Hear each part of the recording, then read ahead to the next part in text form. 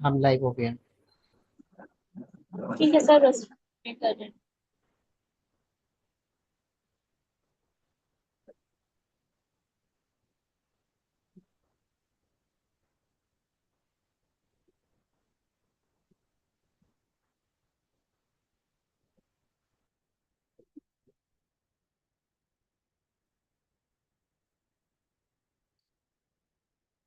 तो एक दफा कंफर्म कर दीजिएगा कि मेरी वॉइस क्लियर है। जी मैम, आपकी वॉइस क्लियर है और आपकी स्क्रीन शेयर हो रही है। ठीक है, हम आज का टॉपिक स्टार्ट करते हैं। हमारा आज जिस टॉपिक पे हमने बात करनी है वो इम्पोर्टेंस ऑफ जनरेटिव एआई। और हम इसकी इम्पोर्टेंस पे जानने से पहले जस्ट में एक ब्रीफ सा ओवरव्यू दूंगी जनरेटिव एआई बेसिकली क्या है। वैसे तो हमने बहुत कुछ देखा है, होप सो कि आप सबको इसके बारे में इंफॉर्मेशन होगी। जस्ट मैं रिकैप कर दूं। जनरेटिव एआई बेसिकली आपके न्यू कंटेंट जनरेट करती है। वो टेक्स्ट के भी फॉर्म में है, इमेज के फॉर्म में भी हो सकता है, ऑडियो भी, वीडियो भी, किसी भी फॉर्म में। और ये काम बेसिकली वो पहले से जो उसने पैटर्न्स रन किए होते हैं, जिस डाटा पे ट्रेन हुई होता है वो मॉडल, उसके अकॉर्डिंग वो वर्क करता है। हम टॉपिक की तरफ मूव करते हैं। अच्छा, जेन एआई क्यों इम्पोर्टेंस है, हमें इसको क्यों स्टडी करना चाहिए, ऐसे क्या रीजन है, कौन से फेनोमेनास है, हम उसको देखते हैं। सबसे पहले हम देखते हैं कि जो फर्स्ट पे आती है ड्राइविंग इनोवेशन। जब भी हम कोई भी सोल्यूशन फाइंड आउट कर रहे होते हैं, तो अगर हम जैन एआई के मॉडल यूज करते हैं, तो ये बेसिकली हमें क्या हेल्प करता है कि हम इनोवेटिव सोल्यूशन इसके हेल्प से जनरेट कर सकते हैं। जैसे हमने इस कोर्स के अंदर भी, और हमने काफी मॉडल्स बनाए with the help of chat GPT. और कुछ सोल्यूशन वो एग्जिस्ट कर रहे होते हैं, कुछ नहीं कर रहे होते। तो बेसिकली नॉव सोल्यूशन वही होते हैं जो ऑलरेडी एग्जिस्ट नहीं कर रहे होते। तो हम जस्ट अपने मॉडल्स को प्रॉम्प्ट दे देते हैं, और वो हमें स्पेसिफिक कोड और या उसका सोल्यूशन प्रपोज कर देता है, अगर हम कोई मॉडल इम्प्लीमेंट करवाना चाहें तभी, या किसी और कॉन्टेक्स्ट में। यहाँ कुछ एग्जांपल्स में मैं शो करूंगी उसके कॉन्टेक्स्ट में। तो ओपन एआई जीपीटी जो 4 है, वो हम उसमें हम एनालिटिक एप्लीकेशन बना सकते हैं, वो टेक्स्ट जनरेशन में, जैसे हमने चैट बोट्स बनाए, कंटेंट क्रिएशन टूल्स हैं। तो ये जस्ट फ्यू एग्जांपल्स नहीं है, इसके अलावा भी हैं, जस्ट मेंशन ही की है। इसके बाद अगर हम बात करें तो हमारी जो क्रिएटिविटी होती है वो इनहेंस होती है। कैसे?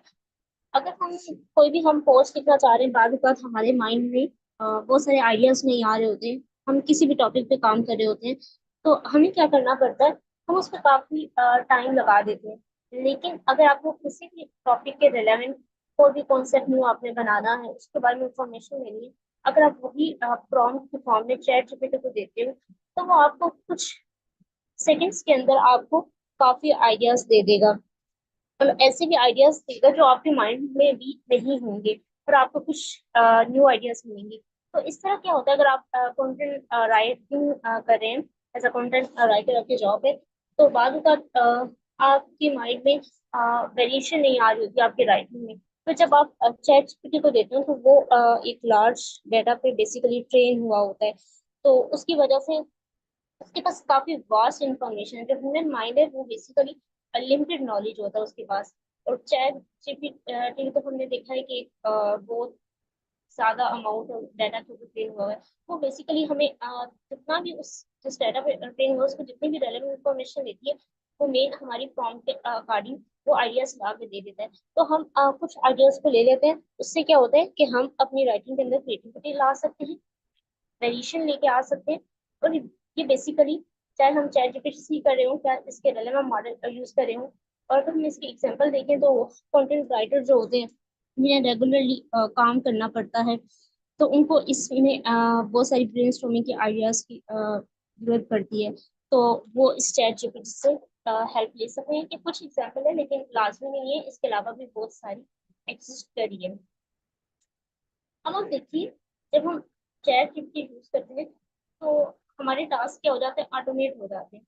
लेट्स से हम एक एग्जांपल लेते हैं। जैसे एक कंपनी है, वो रोजाना की एक उसको ना certain number of story generate करनी है, वो किड्स के लिए स्टोरी जनरेट करने का वो काम कर रही है। अगर उनकी कंपनी में अगर लेट्स सपोज एक पर्सन है, वो 1 घंटे में एक स्टोरी लिखता है, तो उसको वो 5 घंटों में उसको वो जस्ट 5 स्टोरीज लिखेगा। लेकिन अगर कंपनी को 50 स्टोरीज पर डे में जनरेट करवानी है, तो उसको क्या चाहिए, उसको 10 डिफरेंट लोग चाहिए होंगे इस काम को अचीव करने के लिए। तो इससे क्या होगा, एक तो कंपनी के रिसोर्सेज लगेंगे, जो भी सेटअप उसको उन्होंने देना है, टाइम भी लगेगा, और डेफिनेटली कंपनी ने उनको पे भी करना है। अब ये रेपिटेटिव टास्क है कंपनी के लिए जिसमें हर रोज होना है। अगर यही काम हम एक जैन एआई का मॉडल ट्रेन करके कर दें, और उसको हम जस्ट टॉपिक्स के नेम बताएं और कुछ सर्टेन कंडीशन बताएं, और वो हमारे पास स्टोरी जनरेट कर दें, तो जो हमारे पास मॉडल होगा, ये जस्ट अगर 1 मिनट में एक स्टोरी लिखता है, तो इसने तो 50 स्टोरीज 50 मिनट्स में कर देनी है। तो ये क्या होता है कि आपके रिसोर्सेज भी सेव हो जाते हैं और लेस यूज होते हैं, और आपका टाइम भी सेव होता है। तो जब ये दोनों काम होते हैं ऑटोमेटिक होने के बाद टास्क, तो आपकी एफिशिएंसी बढ़ जाती है। और जब हमारी एफिशिएंसी बढ़ती है, तो डेफिनेटली हमारे पास टाइम सेव हो रहा होता है। हम उस टाइम को कहीं और यूटिलाइज कर लेते हैं, तो वो इनडायरेक्टली हमारी प्रोडक्टिविटी भी इंक्रीज हो रही होती है। तो ये काम जेन की वजह से पॉसिबल हुआ। जब से हमने देखा लास्ट में इसके अंदर जैसे चैट जीपीटी आया, उसके बाद बहुत सारे मॉडल्स आए, फिर उन्होंने कुछ इम्प्रूवमेंट भी की। यहाँ मैंने एक एग्जांपल दी हुई है जेस्पर, ये बेसिकली राइटिंग असिस्टेंट है जो ऑटोमेट कर देता है कंटेंट क्रिएशन। अब ये कोई भी मार्केटिंग, जैसे मैंने स्टोरीज की एग्जांपल दी, ये मार्केटिंग और सोशल मीडिया के लिए, जैसे आप कोई भी कंटेंट जनरेट करवा रहे हो, कोई पोस्ट जनरेट करवाना चाह रहे हो, तो इसकी मदद से हम कर सकते हैं। फिर मैकिंजी एक कंपनी है जिसने ये बात कही है कि जो जेने के अंदर प्रोटेक्शन है बेसिकली एनाटॉमी का, और ये क्या होता है कि हर इंडिविजुअल वर्कर्स के अंदर ये लाई जा सकती है, और अगर हम इसको यूज करते हैं, तो हमारी कुछ एक्टिविटीज क्या हो जाएंगी, ऑटोमेट हो जाएंगी। लेकिन अगर हम इसको अपनी रूटीन टास्क में अपनी वर्क एक्टिविटीज के दरमियान के बीच में लाते हैं, और ये वर्क एक्टिविटीज तक लिमिटेड नहीं है, आप किसी भी फील्ड से हैं, किसी भी बैकग्राउंड से हैं, अगर आप इसको यूज करते हैं, तो आपकी एफिशिएंसी इंक्रीज होगी। आप किसी भी टास्क के लिए यूज करें, क्योंकि जैन एआई की बहुत सारी एप्लीकेशन है, ये किसी स्पेसिफिक फील्ड से लिमिटेड नहीं है। कोई भी बिजनेस है, कोई भी ऑर्गेनाइजेशन है, कोई भी इंडिविजुअल है, वो किसी भी फील्ड से है, ये जैन एआई उसको हेल्प कर सकती है, और उसकी एफिशिएंसी को इंक्रीज कर सकती है, डिपेंडेंट ऑन द वर्क। अब हम देखें, इसकी वजह से हमने कुछ लास्ट कपल ऑफ इयर्स में देखा कि आजकल जब हम कुछ वेबसाइट यूज कर रहे होते हैं, जैसे शॉपिंग की होगी कुछ, हम अगर शॉपिंग की एग्जांपल लेते हैं, तो ये हमारे पास ना पर्सनलाइज यूजर एक्सपीरियंस प्रोवाइड करती है, जिसे हम टेलर कॉन्टेंट भी कहते हैं। ये क्या होता है बेसिकली, आप अगर किसी वेबसाइट पे जाते हो शॉपिंग की, जैसे अमेजोन में लिस्ट सपोज आप गए हैं, और आपने कुछ सर्टन आइटम्स को विजिट किया, उसको बाई किया, कुछ टाइम के बाद आप नोट डाउन करेंगे कि आपने जो आइटम विजिट किए थे, वो क्या हो रहे हैं, उसके रेलेवेंट आपके पास एड शो होने लग गए हैं। तो ये बेसिकली ये जेने की हेल्प से हो जाता है। और ये क्या होता है कि आपको ना उसके रेलेवेंट रिकमेंडेशन देने लग जाती है, उसके रेलेवेंट एड्स देने लग जाती है। यहाँ पे भी मैंने एक एग्जांपल दी हुई है, जैसे पर्सनलाइज्ड लर्निंग प्लेटफॉर्म्स में मैंने डोलिंगो की एक एग्जांपल दी है। ये ऑनलाइन है, इसमें आप लैंग्वेज कोई भी लर्न कर सकते हैं। अगर आप इसको जाके, अगर आप जरूर गूगल में अगर देखना चाहते हैं, देख सकते हैं। इसमें ये होता है, ये कुछ एक्टिविटीज आपको करवाते हैं, और जब आपकी परफॉर्मेंस के बेस पे आपसे को एक्सरसाइज दे रहा होता है, जैसे आप परफॉर्म कर रहे होते हैं उसके अकॉर्डिंग आपको एक्सरसाइज देगा। ये पर्सनलाइज एक्सपीरियंस होता है यूजर के बेस पे जो उसको यूज कर रहा होता है। अगर वो बुरा परफॉर्म कर रहा है या अच्छा कर रहा है, तो अगर उसकी बेस पर अगर वो आपको एक्सरसाइज दे रहा है, तो डेफिनेटली इस वे में आप अपनी परफॉर्मेंस को इम्प्रूव कर सकते हैं, तो उसके अगर रेलेवेंट आपके पास एक्सरसाइजेज आते हैं। इससे पहले हमारे पास ये ऑप्शन नहीं था, लेकिन जैन ए की हेल्प से हम इसे अचीव कर रहे हैं। अगर हम नेक्स्ट बात करें, तो accelerating research and development rapid prototyping ये होती है। जैसे हमने अपनी कुछ काफी सेशंस में भी हमने मॉडल्स बिल्ड किए, और हमने ये देखा, अगर हम कोई भी मॉडल इंप्लीमेंट करवाना चाह रहे हैं, और हम उसकी इनिशियल टेस्टिंग करवाना चाह रहे हैं, जैसे आपके माइंड में एक आइडिया आया, आपने कोई ऐप बनानी है, जैसे आप लैंग्वेज ट्रांसलेटर कह लेते हैं, तो इनिशियली आपने उसको कुछ लैंग्वेज पे टेस्ट करना है। अगर आपने मल्टीपल लैंग्वेज बनानी है तो इनिशियली आपको कुछ ना कुछ एक्सपेरिमेंट परफॉर्म करने पड़ेंगे। हमने देखा अगर हम चैट जीपीटी को वही बात कहें तो वो हमें उसका कोड डेवलप करके दे देगा। जब वो वर्कआउट करने लग जाता तो फिर हम मजीद इनिशियल प्रोटोटाइपिंग के बाद मीन्स इनिशियल एक्सपेरिमेंट के बाद हम उसको फर्दर इनहेंस कर सकते हैं। आइट्रेशन फिर अगर हमने कस्टमाइज करना है, कौन कौन सी लैंग्वेज डालनी है, क्या क्रिएटिविटी लेके आनी है, क्या डिफरेंट थिंग्स लेके आनी है, वो हो जाता है। लेकिन उससे पहले आप इजीली अपने मॉडल को टेस्ट कर सकते हैं। फिर ये रिसर्च में भी हेल्प करती है। रिसर्चर्स को भी डेफिनेटली उन्हें मॉडल्स को टेस्ट करना होता है। ये रनवे एमएल मैंने एक वेबसाइट का नाम मेंशन किया है, अगर आज पे जाए तो इसकी हेल्प में भी कुछ टेस्ट एआई मॉडल्स हैं, आप अपने प्रोजेक्ट बना के टेस्ट कर सकते हैं।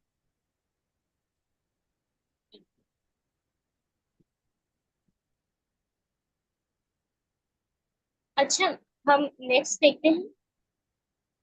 अच्छा, अगर आपको हम एग्जांपल लेते हैं इसके लिए।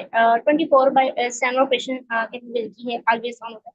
ये बेसिकली ये होता है कि आपको अगर किसी ह्यूमन से हेल्प चाहिए, लेट्स सपोज आप एक ऐप बना रहे हैं और आपकी एरर में कोई भी ऐप में कोई एरर आती है, लेकिन आप उसे खुद सॉल्व नहीं कर पा रहे। तो अब आप क्या करेंगे, आपको अगर किसी दूसरे पर्सन की हेल्प चाहिए, आप क्या करेंगे, आप पहले उससे टाइम लेंगे। डेफिनेटली अगर वो अवेलेबल नहीं है तो आपको वेट करना पड़ेगा। इससे क्या होगा, आपको हो सकता है, ये लाजमी डिपेंड नहीं करता, आपको कुछ और वेट करना पड़े, कुछ डेज। समटाइम्स हम मोस्ट ऑफ द टाइम तो हम अपनी कंट्री में वर्क करें, लेकिन जब हम इंटरनेशनल टीम के साथ वर्क कर रहे होते हैं तो टाइम जोन डिफरेंट होते हैं, आपको आवर्स और डेज का वेट करना पड़ता है अपनी उस जिस प्रॉब्लम को सोल्व करवाने के लिए। फिर आपके जो टास्क उस ऐप पे डिपेंडेंट होते हैं वो भी डिले हो जाते हैं। लेकिन अगर हम कुछ रहे हैं कि एप्लीकेशन देखें जैसे चैट जीपीटी है, तो ये 24/आवर्स और पूरा वीक किसी भी डे ये स्टॉप नहीं करते, इनका कोई डाउन टाइम नहीं है, हर वक्त ये ऑपरेट कर रहे हैं। तो आपको जब भी हेल्प चाहिए आप फौरन जाके इन्हें कह सकते हैं, और इससे ये होता है कि आपका टाइम भी सेव होता है। डेफिनेटली जो टाइम आप किसी पर्सन से हेल्प लेके कर रहे हैं, आ, हो सकता है आपके कुछ डेज डिले आए उसके बाद आपका काम हो, और ये भी हो सकता है अगर वही काम आप चैट जीपीटी से करें वो आपको कुछ मिनट्स में ही वो प्रॉब्लम सोल्व करके दे दे। तो इससे क्या होगा, आपकी वो जितना भी टाइम था जो डिले में गुजरा, आप वो टाइम भी सेव होगा। और उस टाइम के दौरान हम क्या कर लेंगे, हम अपनी दूसरी एक्टिविटीज परफॉर्म करवा सकते हैं। तो ये अगेन प्रोडक्टिविटी में आता है, हम इसको फर्दर आगे डिस्कस करेंगे।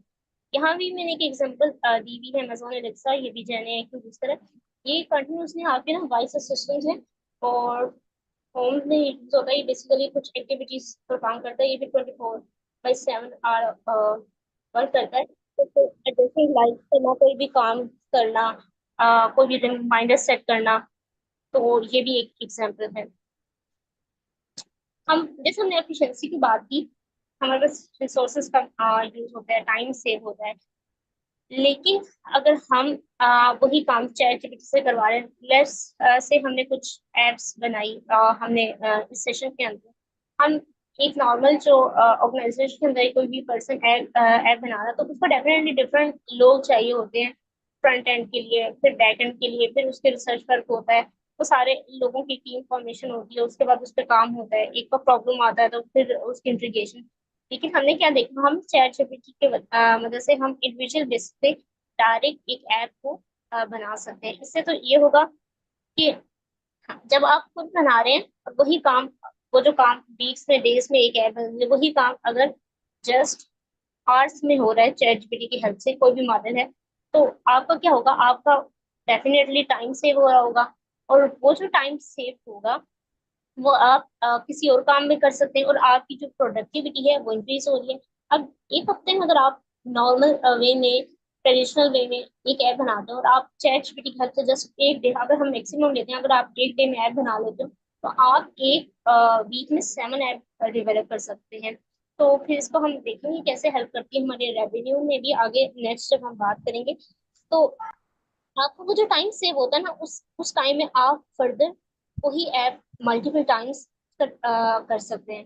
तो इस वे में जो हमारी प्रोडक्टिविटी होती है वो इंक्रीज हो जाती है। अगर हम यहाँ पे कंटेंट क्रिएशन की एग्जांपल लें, तो अगर हमने रेगुलर बेस पे कुछ डॉक्यूमेंट ड्राफ्ट करने हैं, उस रिपोर्ट्स हैं, जैसे बिजनेस की कुछ रिपोर्ट्स होती हैं, कुछ फील्ड में ईमेल्स होती हैं, तो ये माइक्रोसॉफ्ट का कॉपीराइट फ्री केयर टूल है, ये हेल्प करता है आपको। तो वो काम तो ऑप्टिमाइज हो जाता है, लेकिन आपकी प्रोडक्टिविटी भी इंक्रीज हो जाती है। जब आपने ऐसा मॉडल बना दिया ये काम कर रहे हैं, तो डेफिनेटली एक तो आपको लेबर कॉस्ट बच जाती है कि आप हायर नहीं कर रहे, फिर आपका टाइम भी सेव हो रहा है। और जब आपने ये काम ऑटोमेट कर दिया है, तो आपको एक्स्ट्रा एम्प्लॉयज भी हायर नहीं करने पड़ेंगे। और जैसे आप एक पर्सन उस मॉडल को हैंडल करने के लिए अगर आप दे देते हैं, तो डेफिनेटली आप उस टाइम में वो जो काम आप काफी देर लगा रहे थे, डिफरेंट लोगों को हायर कर रहे थे, आपको वर्क फोर्स चाहिए, तो वो काम जो अब है वो घंटों में होने लग गया, डेज और मंथ्स का काम।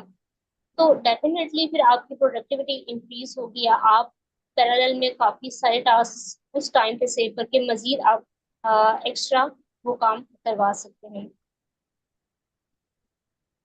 एक ये हार्वर्ड प्रोफेसर था हार्वर्ड बिजनेस स्कूल से, उसने एक स्टडी कंडक्ट की और उसने बताया कि जो जनरेटिव एआई है बेसिकली 40% से ज्यादा एम्प्लॉय की प्रोडक्टिविटी को इनहेंस कर सकते हैं। अगर आप इसे यूटिलाइजेशन पे लाते हैं, अप टू 40% आपकी प्रोडक्टिविटी इंक्रीज हो जाएगी, अगर आप जैन एआई को अपने रूटीन टास्क में यूज करते हैं, उससे हेल्प लेते हैं। तो डेफिनेटली जो टास्क आवर्स में हो रहा है, डेज में हो रहा है, डेज मंथ्स में हो रहा है, तो वो अगर काम आवर्स मिनट्स में चला जाता है, तो आपकी प्रोडक्टिविटी इंक्रीज हो जाती है। आप उसी काम में जहाँ आप एक स्टोरी या एक पोस्ट क्रिएट करवा रहे हैं एक दिन में, अगर आप वही चैट जीपीटी से लेट्स सपोज देते हैं, तो वो आपको कुछ एक मिनट के अंदर वो काम करके दे देता है।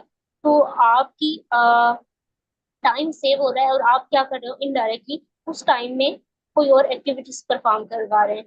तो दिस इज इसलिए हमने काफी बात की। और ये जैन है किसी फील्ड से या प्रोग्रामिंग की फील्ड से लिंक नहीं करती कि एक प्रोग्रामर इसको यूज करेगा।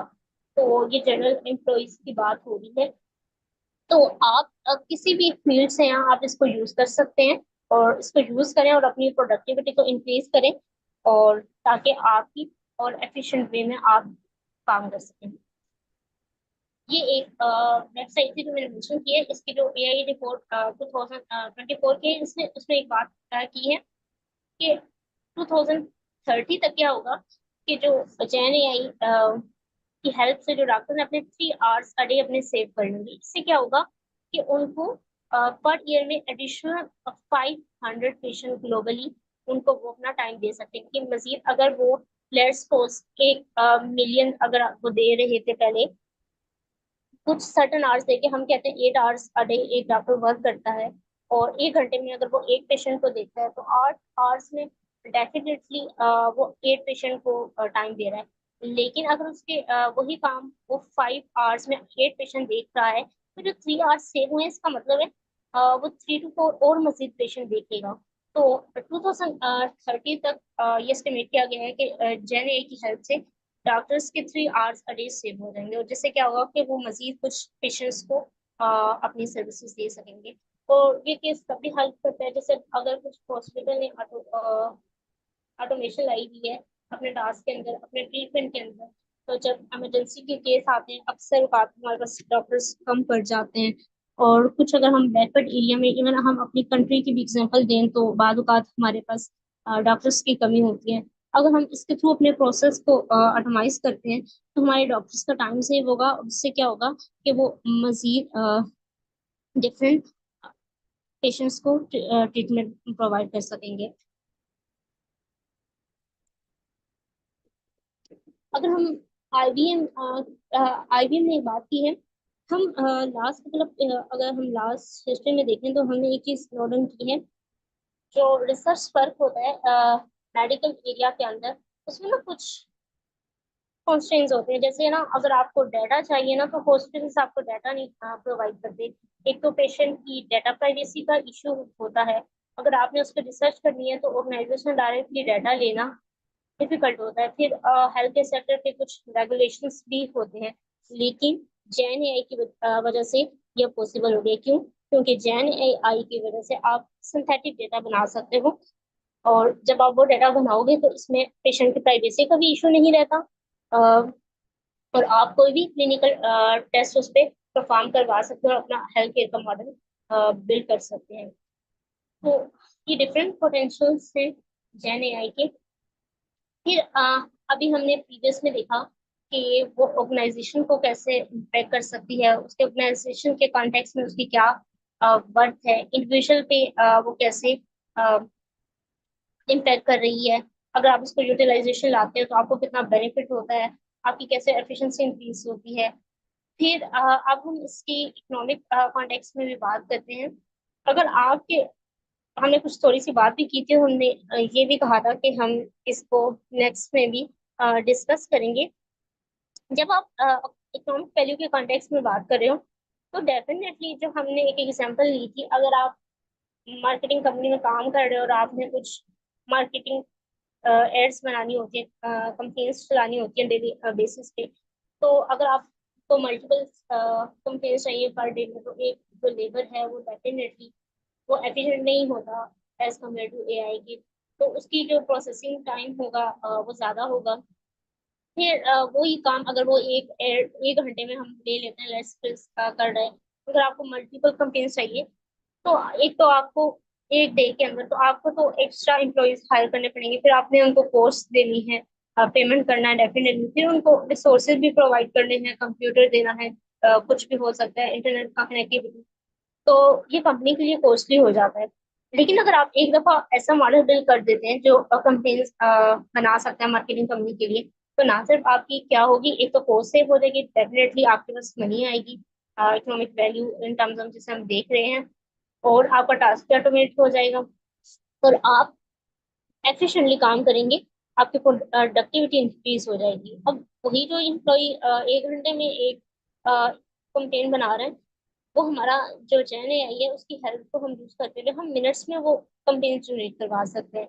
तो इसके कॉन्टेक्स्ट में क्या होगा कि अगर आप एक घंटे में एक कंप्लेंट्स बना के अपने क्लाइंट्स को दे रहे हैं, जैसे अगर आप एज अ फ्रीलांसर भी काम कर रहे हैं, तो क्या होगा, आप उसी टाइम के अंदर आप मल्टीपल कंपेन्स जनरेट करवा सकते हैं अगर आपने अपना मॉडल बना लिया। तो ये क्या होगा आपके लिए, जब आप मल्टीपल न्यू प्रोडक्ट्स बनाएंगे और मल्टीपल या कंपेन्स बनाएंगे किसी भी कॉन्टेक्ट में से लेके, तो डेफिनेटली आपका रेवेन्यू जो होगा, आपके पास मनी वो बढ़ेगी। और जब इसका यूज बढ़ता है ना, तो किसी भी चीज का तो उसकी मार्केट में ना डिमांड भी बढ़ जाती है, और फिर जब डिमांड बढ़ती है तो फिर कंपनीज भी टेक्नोलॉजीज पे इंटरेस्ट लेते हैं, उस पर इन्वेस्टमेंट करते हैं। फिर जब ये डिमांड बढ़ती है तो डेफिनेटली हमारे पास ना जॉब अपॉर्चुनिटीज भी होती हैं, तो हम आगे देखेंगे ये भी एक कंपनीज को कि वो कैसे इसके अंदर आप इन्वेस्टमेंट करिए। तो जब हमारे पास मार्केट डिमांड बढ़ी है तो इसका मतलब है हमें कुछ लोग चाहिए जो इस टास्क को परफॉर्म करवा सके। अब कुछ जॉब्स हैं जो सिर्फ जनरल से रेलेवेंट हैं।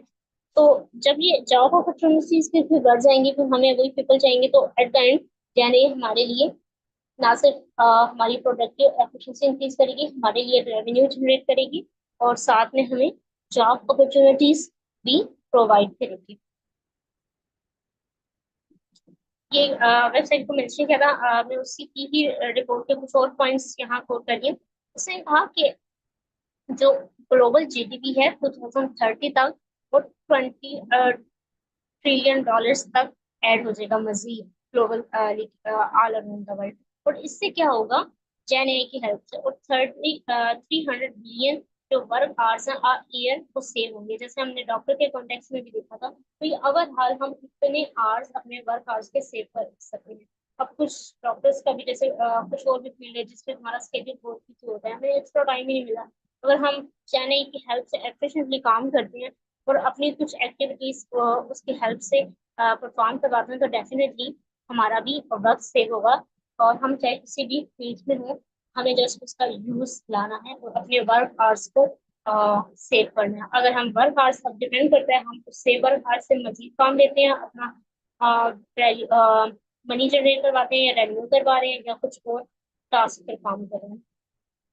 फिर इसने एक और बात की कि जब इन्होंने सर्वे किया, इनके जो 96% ऑफ द टोटल वर्कर्स थे, उन्होंने क्या कहा कि जेन एआई है उनकी जॉब्स में हेल्प कर सकती है। 96% एक लार्ज नंबर है, जस्ट 3 to 4% कम है अराउंड फुली के। तो मोर देन 95% आप कह सकते हैं जो वर्कर थे उन सब ने कहा कि जेन एआई उनकी जॉब में हेल्प कर सकती है। तो ये इस बात को भी शो करती है कि जेन एआई किसी फील्ड में बाइस नहीं है। आप किसी भी फील्ड में हो, आप इसकी हेल्प लेके आप भी इसको अपनी रूटीन टास्क में ला सकते हैं और अपने टास्क को ऑटोमेट कर सकते हैं। अब हमने देखा ना, हम कुछ जॉब्स की भी देख लेते हैं। यहाँ मैंने कुछ ज्यादा नहीं मेंशन की, लेकिन बहुत सारी जॉब्स हैं। जैसे अब जैसी बात है, मॉडल आ रहे हैं, फिर उन पे रिसर्च हो रही होती है। तो रिसर्च असिस्टेंट की जाने की जॉब है, जिसमें मॉडल्स को इन्वेस्टिगेट और देखना होता है क्या एडवांसेस हो रही हैं, क्या उसमें मजीदाई जा सकती हैं। फिर इंजीनियर होता है जो बेसिकली जैन एआई मॉडल्स को इम्प्लीमेंट करता है, फिर उसकी ट्रेनिंग फाइन ट्यूनिंग, ये चीजें हमने काफी इन चीजों को, इन कॉन्सेप्ट्स को डिस्कस किया है। मैंने जो मेंशन किया कि जैन एआई का एक्चुअली रोल क्या होगा। फिर जो मॉडल ट्रेनर है, बेसिकली उसने डाटा को प्रोवाइड करना है। हमें मॉडल ट्रेनिंग के लिए डेफिनेटली डाटा सेट चाहिए। फिर वो डाटा ऑर्गेनाइज करना, उसको बनाना, उसको मैनेज करना, तो डेफिनेटली में भी एक जॉब आ जाती है। तो आपको पता है जेन एआई के जब मॉडल ट्रेन होते हैं तो एक लार्ज नंबर ऑफ उनको भी डाटा चाहिए होता है।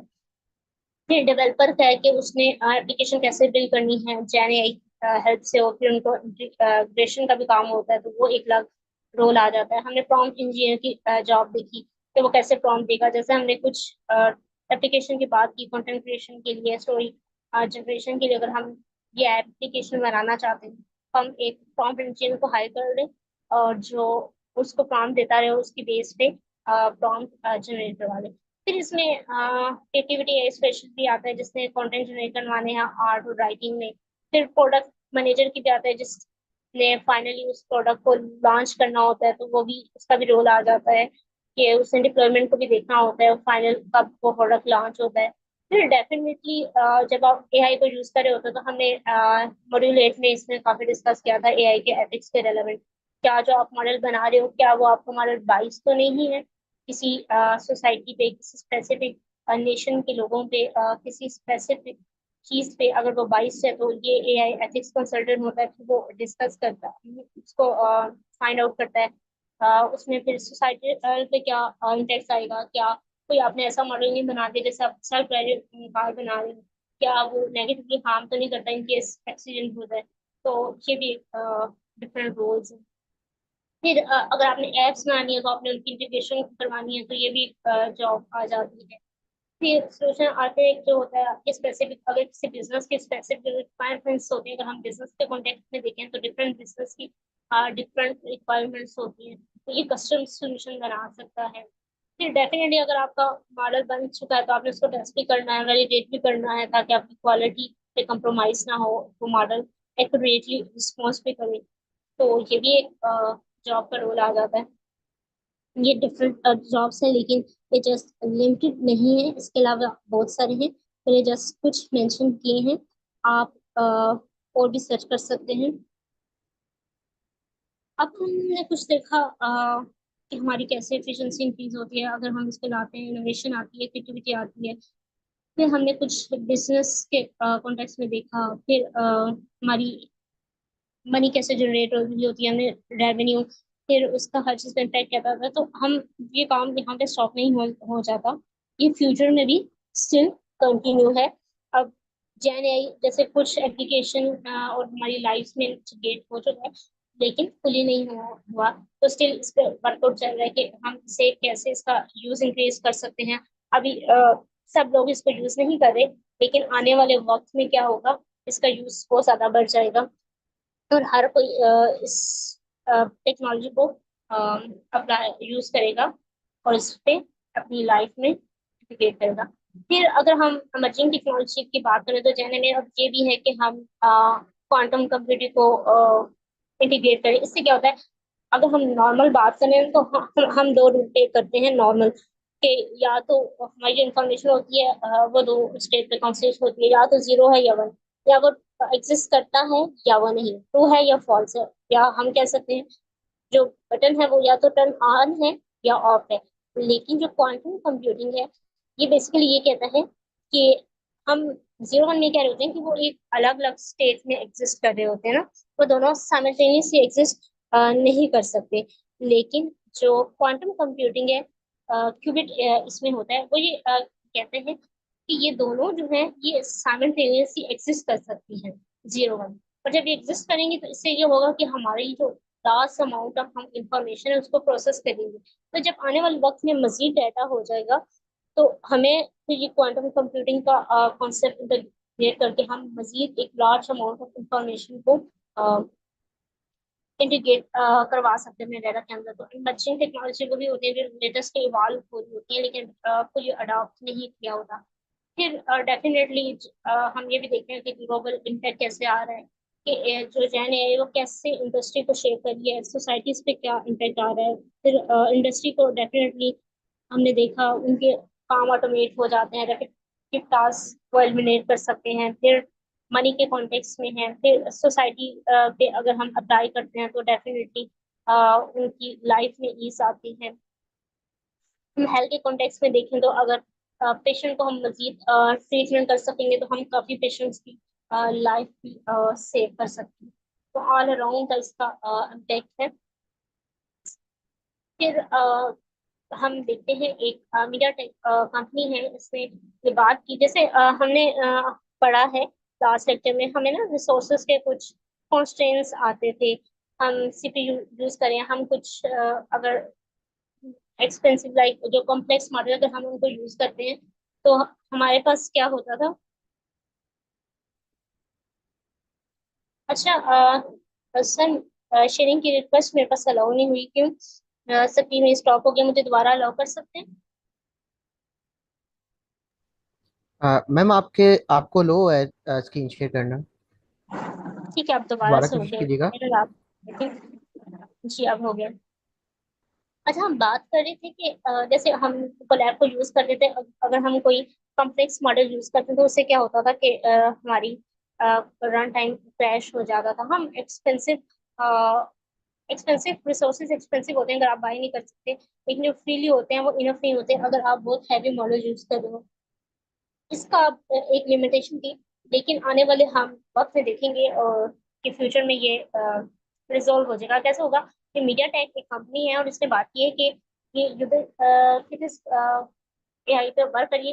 इनका पर्पज ये है कि जो जेन एआई है वो एट द एज प्रोसेस हो सके, मीन्स आप इसको किसी भी डिवाइस पे डायरेक्टली इम्प्लीमेंट कर सके। आपको कभी भी अनवांटेड नेटवर्क कनेक्टेड कभी हो जाता है, अगर आपने मॉडल ट्रेन किया हुआ है, अगर आपका नेट डाउन होता है, अगर आपका मॉडल लेस तो हम कहते हैं ऑलमोस्ट 90% ट्रेन हो गया है और नेटवर्क खत्म होता है तो वो मॉडल स्टॉप हो जाएगा। आपको फिर दोबारा से इनिशियल अगर ट्रेनिंग स्टार्ट करवानी है नेटवर्क इशू की वजह से, फिर वो सर्विसेज एक्सपेंसिव होते हैं। तो इनका पर्पस क्या है कि ये जो है जनरेटिव इम्प्लीमेंटेशन को किसी भी आपके पास जो डिवाइस है, स्मार्टफोन, टैबलेट, आप उसको इम्प्लीमेंट कर सकें। और ये कंपनी इस पे वर्कआउट भी करी है, और इसमें ये बेसिकली हार्डवेयर स्पेशली बना रही है, जिसमें जैसे हमारे पास सीपीयू जीपीयू होते हैं, इसमें ना generative AI capable NPU, neural processing unit, ये इसमें ब्रिंग करना चाह रही है। इसका पर्पस है ताकि ये भी इसका एक न्यू एडिशन है, अभी इसने ये एक मॉडल का लिंक दिया हुआ है। इसने ये इसका एक बन चुका है और स्टिल इस पे वर्किंग कर रही है। और हम फ्यूचर वाले आने वाले वक्त में हम एक्सपेक्ट कर सकते हैं कि हमारा जो जेने के मॉडल्स होंगे वो ऑनलाइन या क्लाउड सोर्सेज पे डिपेंडेंट नहीं होगी, इवन कि हम अपने मोबाइल स्मार्टफोन इन पर इम्प्लीमेंट कर सकेंगे। तो इस वजह से हमें एक्सपेंसिव रिसोर्सेज बाय नहीं करने पड़ेंगे। फिर जैसे हम कोलैब का इश्यूज देखते हैं, हमारे पास लिमिटेड होते हैं, हम एक्सपेंसिव जो कॉम्प्लेक्स मॉडल्स होते हैं हम उनको फिर ले नहीं सकते हैं, फिर हमें स्मॉलर मॉडल की तरफ जाता है। और हमने ये देखा है कुछ कॉम्प्लेक्स मॉडल के आंसर एक्यूरेट होते हैं। तो ये फ्यूचर वाले आने वक्त में हम होप कर सकते हैं कि ये इश्यूज भी रिजोल्व हो जाएंगे। और डेफिनेटली जब ये कंपनीज ऐसे बनाएंगी एनपीयू हार्डवेयर में बैंड करेंगे तो डेफिनेटली इनको भी एम्प्लॉयज चाहिए होंगे वर्कआउट करने के लिए। तो एट द एंड ये भी हमारे लिए एक जॉब अपॉर्चुनिटी होगी, वो भी लोग हायर करेगी इस फील्ड के अंदर काम करने के लिए। तो हमारे पास डिफरेंट अकाउंटिंग्स में हमारे लिए जॉब्स ना सिर्फ ओपन होगी, बल्कि हमने देखा कि हमारे पास रेवेन्यू भी जनरेट कैसे होगा। और जब हमारी प्रोडक्टिविटी इंक्रीज होती है तो उस केस में हम वो टाइम सेव करके मजीद प्रोडक्ट बना के अपना रेवेन्यू को इंक्रीज कर सकते हैं। फिर अगर हम रूटीन लाइफ में एज अ वर्कर हैं तो तब भी हम क्या कर सकते हैं, अपनी एफिशिएंसी को इंक्रीज कर सकते हैं। जैसे अगर कोई पर्सन फ्रीलांसर है, वो ऐप बनाने के लिए, वो बैकएंड डेवलपर है, उसको फ्रंट एंड करने के लिए हमेशा कोई भी पर्सन आउटसोर्स करना पड़ता है अपनी ऐप के लिए। लेकिन जेने की मदद से वो ऐप की जो फ्रंट एंड है वो खुद बना देगा, तो उसको वो पर्सन आउटसोर्स नहीं करने पड़ेंगे जिनको वो पे कर रहा था। अब क्या करेगा, वो बेसिकली उसके पास वो मनी सेव हो जाएगी और उसके पास टाइम भी एक सौ होगा बार बार उनसे डिस्कस करना। फिर वो मजीद उसके पास कॉस्ट इफेक्टिव होगा, मीन्स वो कॉस्ट सेव हो जाएगी। और फिर वो अगर मल्टीपल प्रोडक्ट बना सकता है एक टाइम में, अगर वो किसी पर्सन से लेके आउटसोर्स करके 1 घंटे में बना रहे हैं, तो अगर वो एक चैट की हेल्प से कोई कंटेंट जनरेट करवा रहा है और 1 घंटे के अंदर वो सारे कंटेंट जनरेट हो जाता है, तो इसका मतलब वो मल्टीपल कंटेंट क्रिएशन के टास्क को काम कर सकता है। तो इन केस में भी वो अपना रेवेन्यू बढ़ा सकता है। तो इसका बहुत ज्यादा ना सिर्फ अभी पोटेंशियल है बल्कि आने वाले वक्त में भी काफी एनहेंस हो जाएगा। फिर हम फ्यूचर ट्रेंड्स के लिए कुछ लिमिटेशन है वो भी ओवरकम हो जाएंगे, हम होप से करते हैं। और भी काफी जॉब्स क्रिएट भी कर रही है। लेकिन मेन यही है कि हम भी इसे लर्न करें, और ताकि जो स्किल लोग हों वो हमें इसको सीख के हमें बिहाइंड ना कर दें। तो ये नेसेसरी है कि हम इसको इसकी लर्निंग पे फोकस करें। अच्छा, ये वैसे मैं ये एक्टिविटी पूछना चाहती थी, हमारा आज का लेक्चर तो कवर हो गया है। फिर हम क्वेश्चन ले लेंगे। ये एक इमेज है, ऑप्शन वाली है, या तो ये ह्यूमन जनरेटेड है या एआई। कोई गेस करना चाहेगा कितने लोग कहते हैं कि ये ह्यूमन जनरेटेड है या फिर एआई जनरेटेड है? जो कहते हैं ह्यूमन जनरेटेड है वो हैंड रेज कर दें।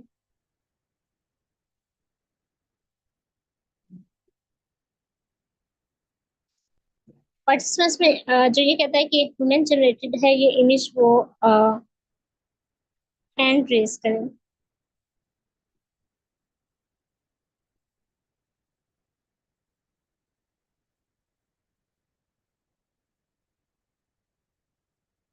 टोटल 2 लोगों ने हैंड रेज किया, इसके अलावा? ठीक है, आप अपने हैंड लोड कर लो।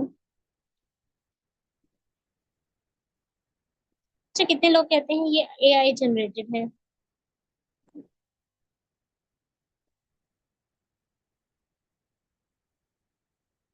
Four two. अच्छा, जिन्होंने ह्यूमन कहा है वो भी रीजन देना चाहेंगे, या और जिन्होंने एआई कहा है वो क्यों कहा है और कैसे आइडेंटिफाई किए हैं?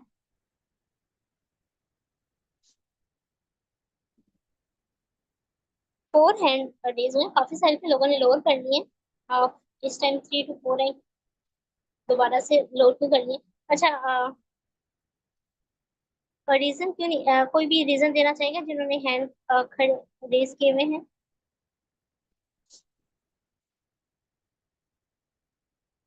कि आपको कैसे लगा कि ये एआई जनरेटेड है, किसी को ह्यूमन लगा है, तो ये क्यों लगा है?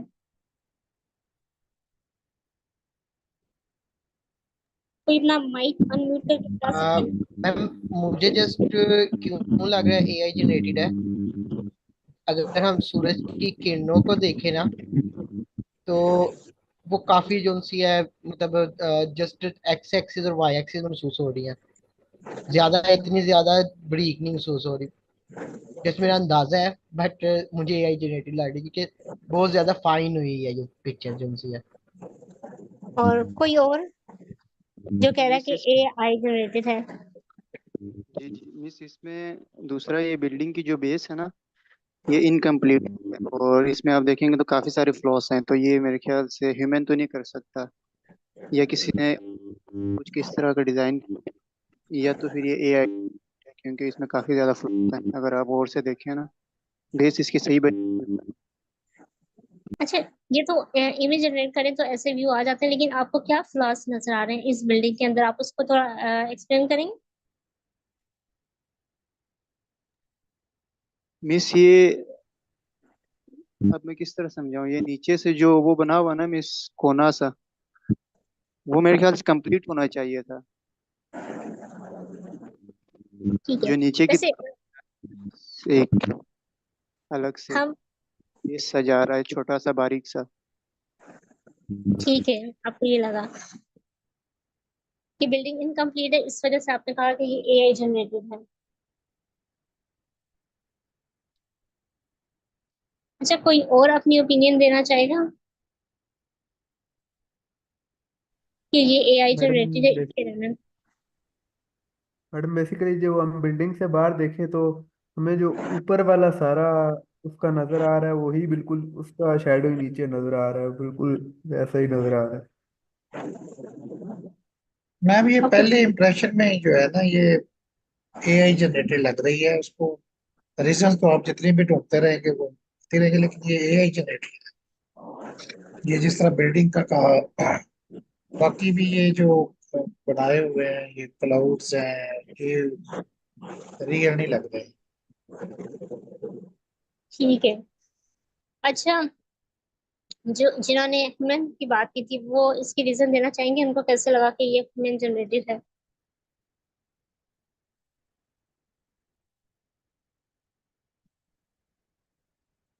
कोई अपना माइक एंड म्यूट करके एक्सप्लेनेशन देना चाहेगा जिन्होंने कहा था कि ये ह्यूमन जनरेटेड है? आई थिंक कुछ लोगों ने हैंड रेज किए थे उस पर भी। मैम उसमें उसमें मैंने जब जनरेट किया था, मैंने यही समझा था शायद ये एआई जनरेटेड का पूछा जा रहा है, क्योंकि ह्यूमन का आप पूछ चुकी थी तो मैंने फिर उसके बाद जनरेट किया। तो वो मुझे ये एआई जनरेटेड लगी है। अगर हाथ काउंट किया है तो वो गलती मैम ये एक ह्यूमन जनरेटेड पेंटिंग है। एक अच्छे आर्टिस्ट ने एक पेंटिंग बनाई है। अच्छा, आपको ये क्यों लग रहा है कि ये ह्यूमन जनरेटेड है? ये एक पेंटिंग है, रियल पिक्चर नहीं है। जी, ये आर्ट वर्क ही है, लेकिन आपको ये क्यों लग रहा है कि ये ह्यूमन जनरेटेड है? ऐसा क्या चीज है जो आपको, जैसे जिन्होंने एआई जनरेटेड कहा उन्होंने रीजन सी के उनको क्यों लग रहा है? आपके पास कोई रीजन है? रीजन वही जमील साहब वाली बात है, जितने मर्जी रीजन देते रहे, लेकिन एक अच्छा आर्टिस्ट जो है वो एक चीजें काफी बना सकता है।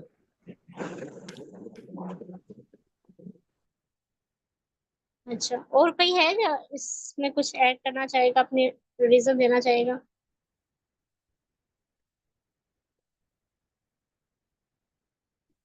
हाँ, वैसे मोस्ट ऑफ द लोगों ने से करेक्ट आइडेंटिफाई किया कि ये आई जनरेटेड आर्ट वर्क है। और मैंने इसको जस्ट सिंपल प्रॉम्प्ट दी थी, लेकिन कुछ ऐसे सीन्स भी हैं अगर आप ऑनलाइन पे देखो तो आपको आइडेंटिफाई नहीं होते कि वो आर्ट जनरेटेड है या ह्यूमन जनरेटेड है। कुछ ऐसे भी वर्क हैं तो बाद बात बहुत सारे लोग इससे को समझ नहीं आती, लेकिन आप लोगों ने काफी आसानी से इसको गेस किया है, सही किया है। और ये एक मैंने प्रॉम्प्ट दी थी, जस्ट एक आर्ट वर्क बनाए। और ये टूल हमने जनरेट किया था, उसको मैंने कहा था कि एक नेचर के आर्ट बनाए जिसमें सनसेट का सीन हो और कोई भी ह्यूमन ना हो, तो उसे ये आर्ट जनरेट की थी और जस्ट उसने 1 मिनट के अंदर जनरेट कर दी होगी। लेकिन अगर आप स्पेसिफिक पेंटिंग अगर बनाना चाह रहे हो खुद, तो डेफिनेटली आपको ये टाइम लगेगा। ये कितना फास्ट प्रोसेस है, कुछ काम के लिए आप इसे यूटिलाइज कर सकते हैं।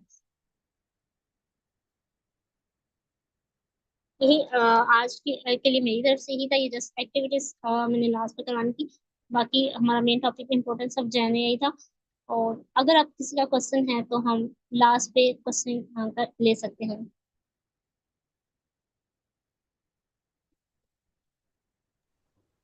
एनीवन, अगर किसी का कोई भी क्वेश्चन है तो रिगार्डिंग जनरेटिव एआई की इम्पोर्टेंस के या वैसे भी कोई क्वेश्चन है तो वो पूछ सकता है। है। अस्सलाम वालेकुम। वालेकुम हेलो। अस्सलाम। जी मेरा क्वेश्चन ये है कि एक नॉन टेक जो कंप्यूटर से रिलेटेड नॉन टेक हो, उसको आया कि अपनी स्टडी इम्प्रूव करनी चाहिए या कि अपनी प्रैक्टिस से इसको सीखना चाहिए एआई को।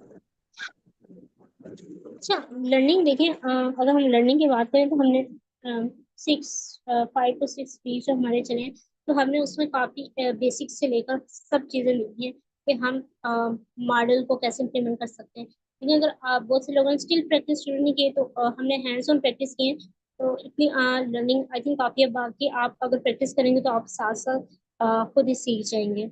लेकिन आप प्रैक्टिस में लाएं, बहुत ज्यादा लर्निंग अगर आप करते रहे और आप प्रैक्टिस नहीं करेंगे तो डेफिनेटली फिर बिल्डिंग के प्रोसेस में नहीं आ सकते। तो आप हमने बेसिक सब कुछ काफी कवर कर लिया इसमें, तो आप बेहतर है कि आप प्रैक्टिस करें।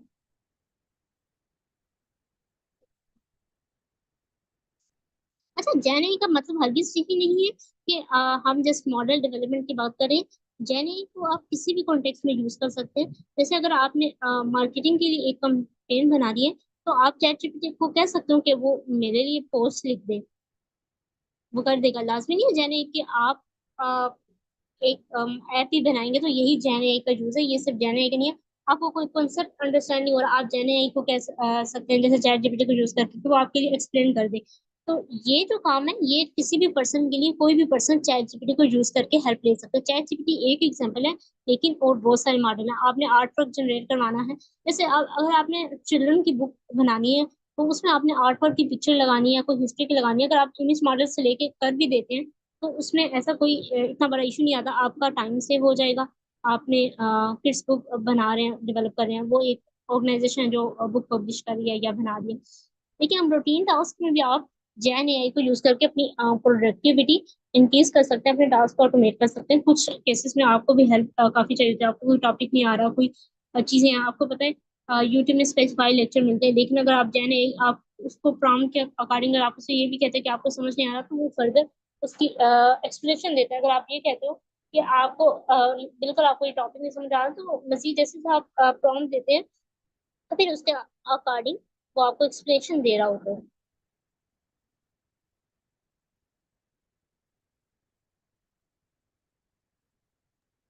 Thank you. Next question.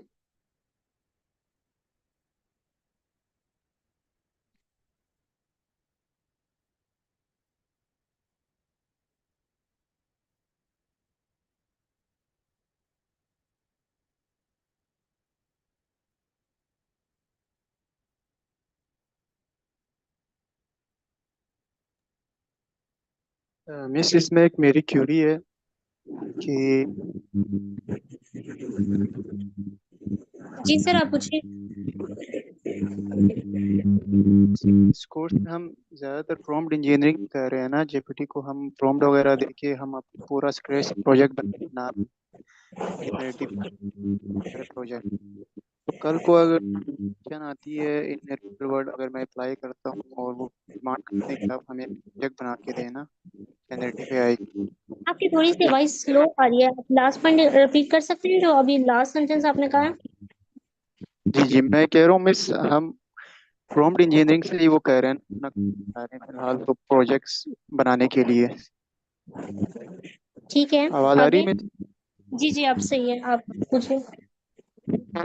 Position में अप्लाई करता हूँ अगर जनरेटिव एआई की किसी कंपनी में, मस्त वो अगर कहते हैं कि आपने बना के दिखाना, हम हमें स्क्रैच से ही छोटा सा कह लें, छोटा सा प्रोजेक्ट हो बेशक प्रोटोटाइप का, तो उसमें अगर वो बिल फर्स्ट जीपीटी अलाउ नहीं करते, तो इस केस में फिर मैं क्या ये स्क्रैच से सीखना पड़ेगा सारी कोडिंग शुरू से एंड तक, या किस तरह हम लेके चलेंगे? या अच्छा, इसमें ये अगर वो कहते ही हैं कि आपने जीपीटी को यूज करना है बेशक से, रियल वर्ल्ड में किस तरह का जो एरिया में? अच्छा देखिए, बहुत सारी जब इनिशियल आते हैं तो उनकी डॉक्यूमेंटेशन में काफी चीजें मेंशन होती हैं। आप कभी भी word to word code memorise नहीं कर सकते। लेकिन जीपीटी अलाउ नहीं करती, क्योंकि जाने का ट्रेंड मुझे नहीं लगता ऐसा होना चाहिए।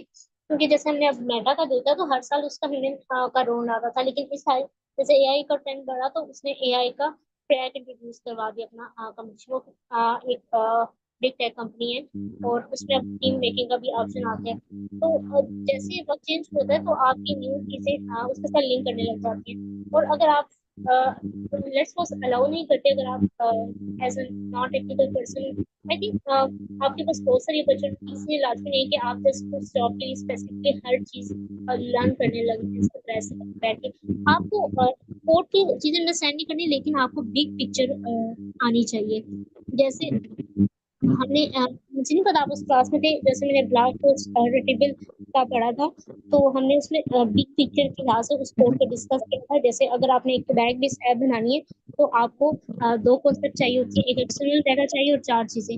अब चार चीजें जो आपको चाहिए, जैसे आपने मैनिपुलेट करवानी है, फिर क्यूरी को करना है, मॉडल करवाना है, एपीआई लेनी है, वो बिग पिक्चर का आपको आनी चाहिए कि वो आगे आप उन चंक्स का कोड लेके इंटरनेट से उसको बिल्ड कर सकते हैं। लेकिन आपको एटलीस्ट बिग पिक्चर इस केस में अगर मालूम है तो काफी है, लेकिन ऐसा नहीं कि आप हर चीज को, हर पैरामीटर को एटलीस्ट समझने लग जाए किसी एक जस्ट स्पेसिफिक जॉब के लिए।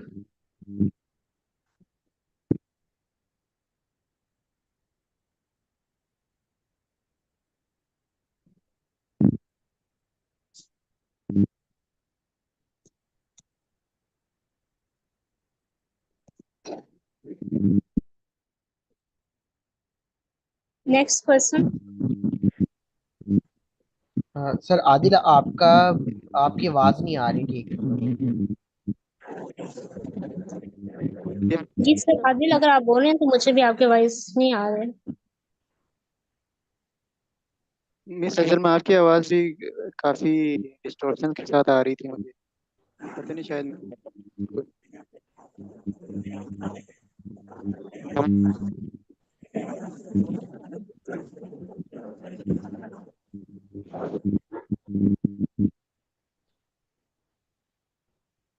अच्छा, अगर सर आदिल कोई क्वेश्चन पूछ रहे हो, किसी को वो समझ आए तो काइंडली उनका क्वेश्चन कोई एक्सप्लेन कर दे, क्योंकि मुझे उनकी आवाज नहीं आ रही।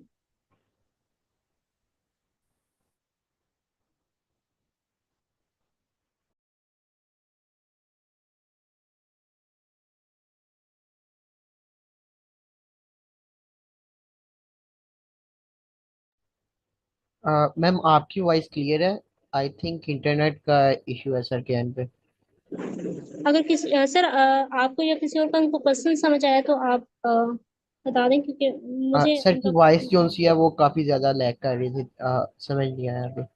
ठीक है, अगर सर दोबारा ज्वाइन करते हैं तो वो पूछ लेंगे। अच्छा, हमारे पास टाइम वैसे कम है, कुछ ही मिनट से, अगर किसी का कोई क्वेश्चन है तो वो मजीद पूछ लें।